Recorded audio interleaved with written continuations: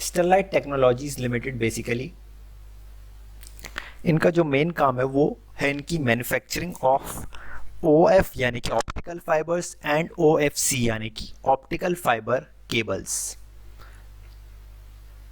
Optical fibre और optical fibre cables ये वो फाइबर्स होते हैं जो कि हमें टेलीकॉम कनेक्टिविटी या नेटवर्क कनेक्टिविटी में यूज होते हैं।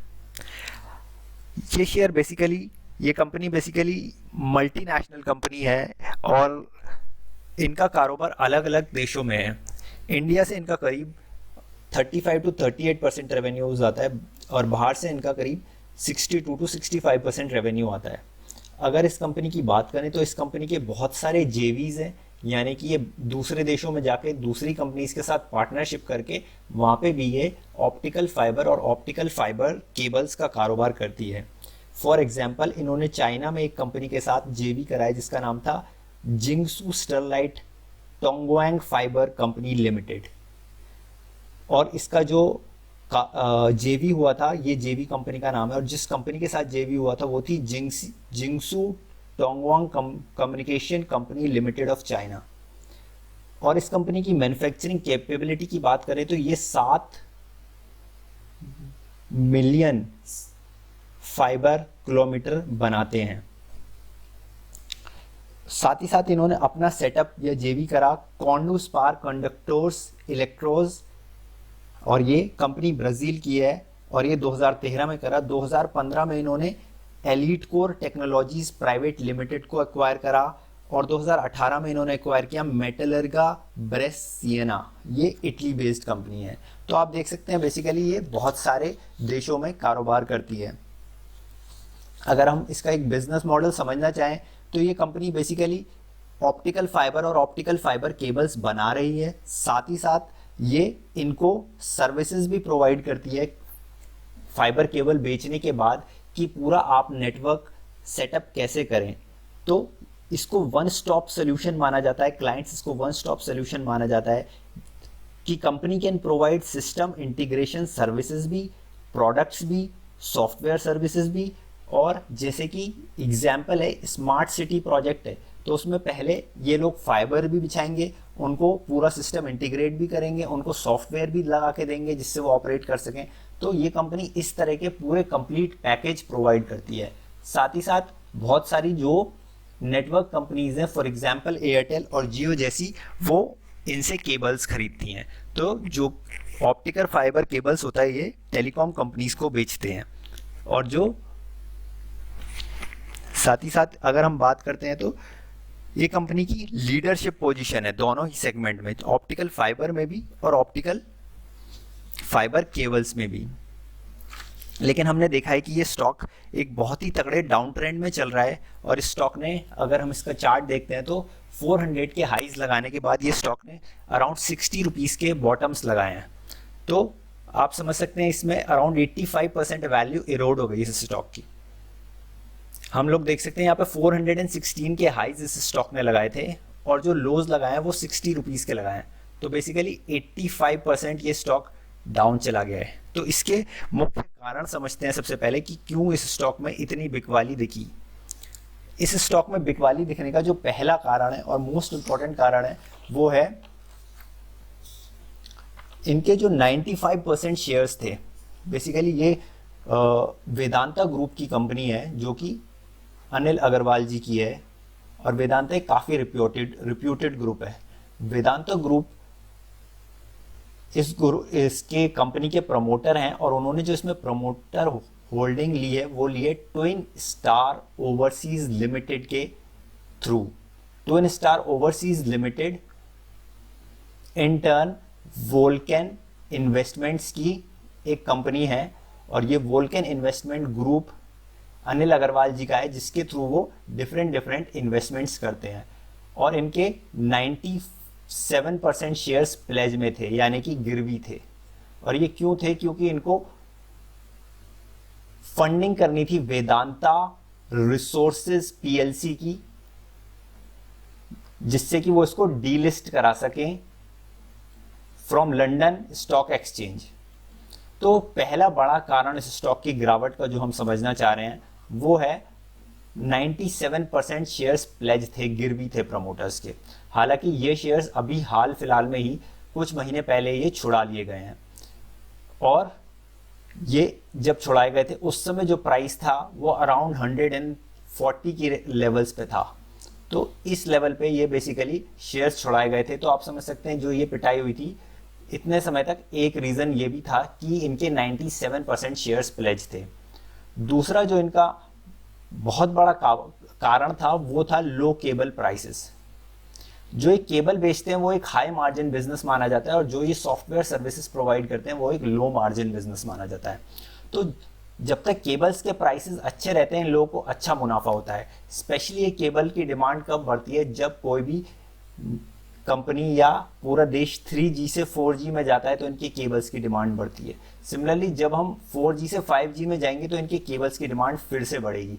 लेकिन अभी 4G से 5G जाने में हो सकता है थोड़ा टाइम लगे, specially due to corona virus. हालांकि कंपनी पहले एक्सपेक्ट कर रही थी कि 4G से 5G जाने के ट्रांजिशन का टाइम वो 2019 मान के चल रहे थे, और 2020 में उन्हें उम्मीद थी कि 5G से रिलेटेड ऑर्डर्स उनके पास काफ़ी अच्छे से आने लगेंगे। लेकिन हो सकता है कोरोना वायरस की वजह से ये शिफ्ट होकर 2021 में हो जाए, जो कि इनके पास अच्छे ऑर्डर्स आए। तो अगर हम लो केबल फाइबर्स की बात करते हैं तो लो केबल फाइबर्स का एग्जांपल देने के लिए चाइना, जो कि सबसे बड़ा मार्केट है, वहाँ पे फाइबर्स की सप्लाई इतनी ज़्यादा थी कि जो चाइना की सबसे बड़ी कंपनी है चाइना मोबाइल लिमिटेड, उन्होंने बिड्स मंगाई कंपनी से कि आप हमें $17 पर फाइबर किलोमीटर के रेट से बिड भेजिए। लेकिन जो उनके पास बिड्स आई वो आई $10 से $11 के बीच। तो आप समझ सकते हैं कि ये 38% कम थे जो कि कंपनी ने मांगी थी। तो कंपनी को 10 से 11 के बीच की ही बिड्स आई। तो ये दिखाता है कि इस समय फाइबर इंडस्ट्री में फाइबर्स की एक्सेस है और जो खपत है वो कम है, क्योंकि अभी वर्ल्ड 4G पे आके रुका हुआ है। जब ये 5G में ट्रांजिट होगा तो फिर से फाइबर्स की डिमांड बढ़ेगी, और इसी वजह से कंपनी के जो मार्जिन्स थे वो भी घटते जा रहे थे। मैंने कहा मार्जिन्स किस चीज़ पे डिपेंडेंट है, क्योंकि फाइबर बिजनेस में जो ये फाइबर सेल करते हैं वो हाई मार्जिन बिजनेस है, और बाद की जो सॉफ्टवेयर सर्विसेज देते हैं वो लो मार्जिन बिजनेस है, इसलिए इस कंपनी के मार्जिन्स भी घटते जा रहे थे। साथ ही साथ कंपनी का डेट बढ़ रहा था, कंपनी एडिशनल कैपेसिटी लगा रही थी, और कंपनी के रिसीवेबल्स बढ़ रहे थे, यानी कि कंपनी की सेल तो हो रही थी लेकिन पैसे वापस नहीं आ रहे थे। तो ये मल्टीपल कारण है जिस वजह से हमने शेयर में एक डाउनफॉल देखा। साथ ही साथ जितने भी स्मॉल एंड मिड कैप है वहाँ पे वैसे भी बहुत ही तगड़ी पिटाई देखी गई है बाजार में।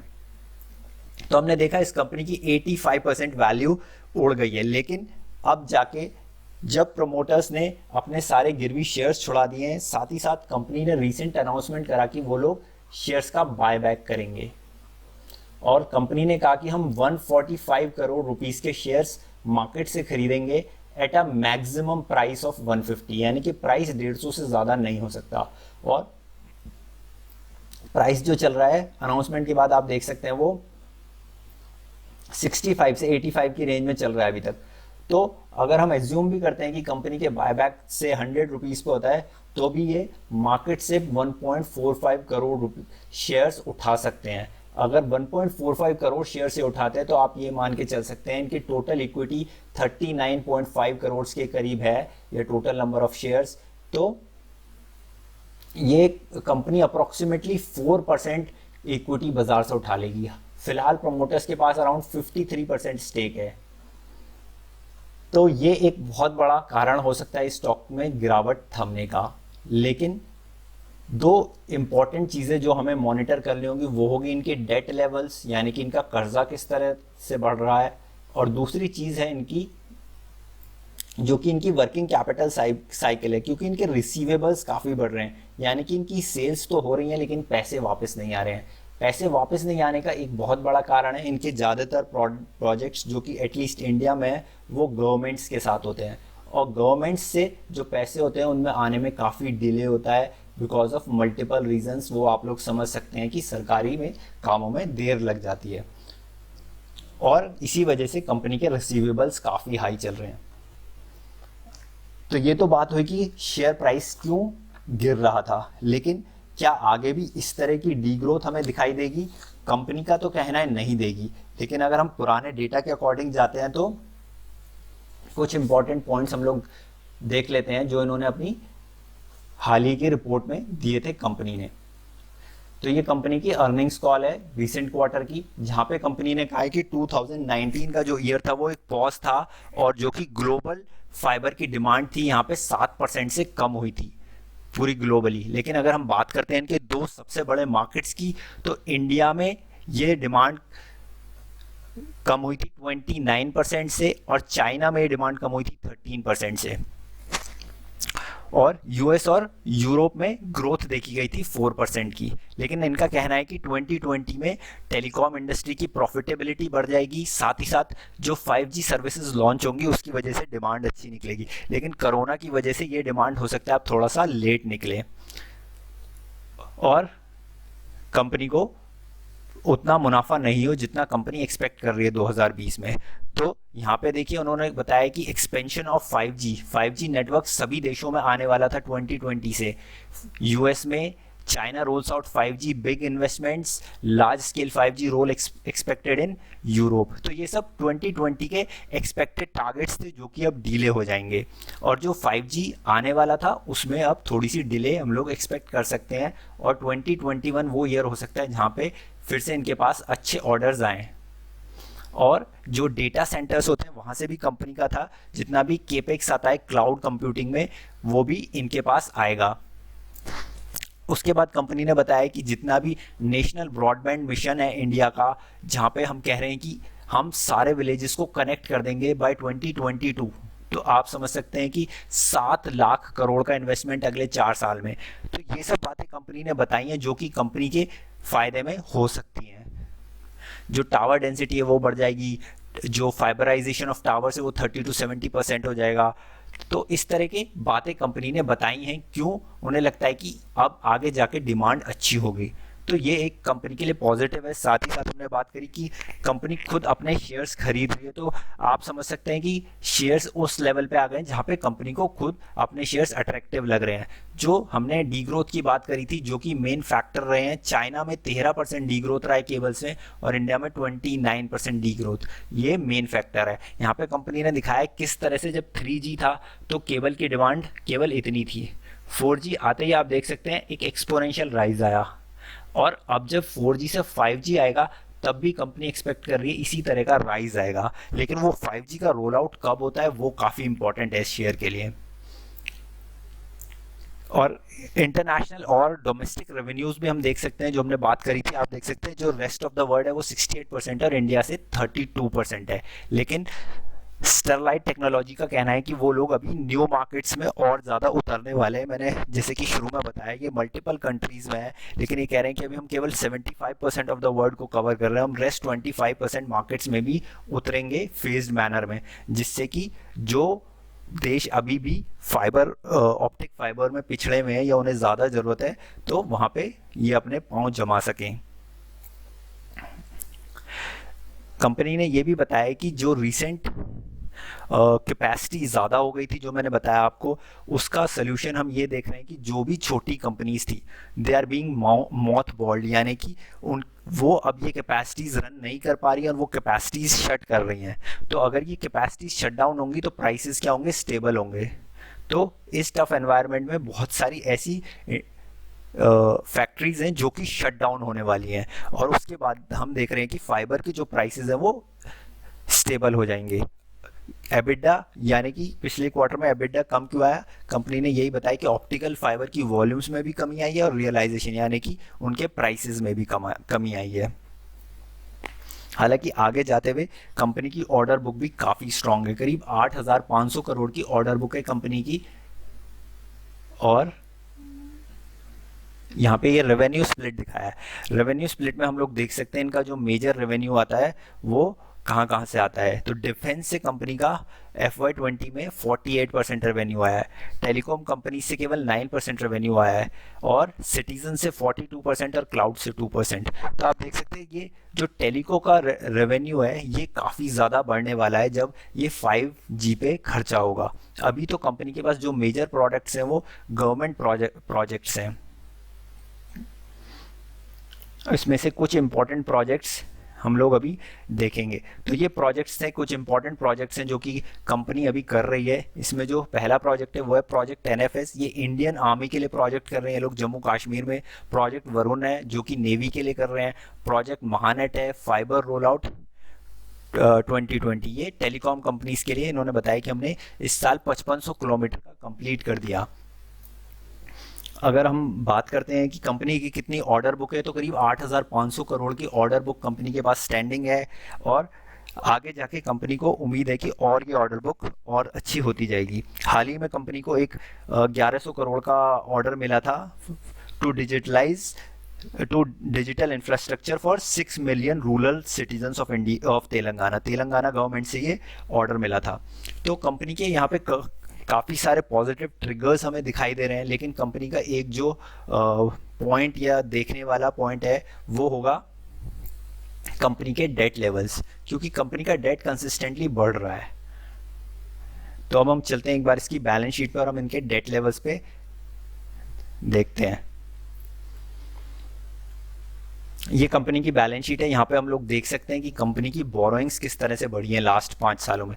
2016 में 1000 करोड़ का डेट था, वो 1100-1200 करोड़ हुआ, और आप 2019 में देख सकते हैं 2000 करोड़ का हो गया। हालांकि लेटेस्ट हमें लग रहा है ये 1600 करोड़ के करीब आया है, तो कंपनी ने कुछ रीपेमेंट्स ज़रूर करी हैं। अगर हम बात करते हैं ट्रेड पेबल्स की, तो ट्रेड पेबल्स भी कंपनी के देखिए किस तरह से बढ़ते जा रहे हैं, 600 करोड़ से 1900 करोड़, यानी कि कंपनी अभी आगे अपने वेंडर्स को पेमेंट नहीं कर रही है।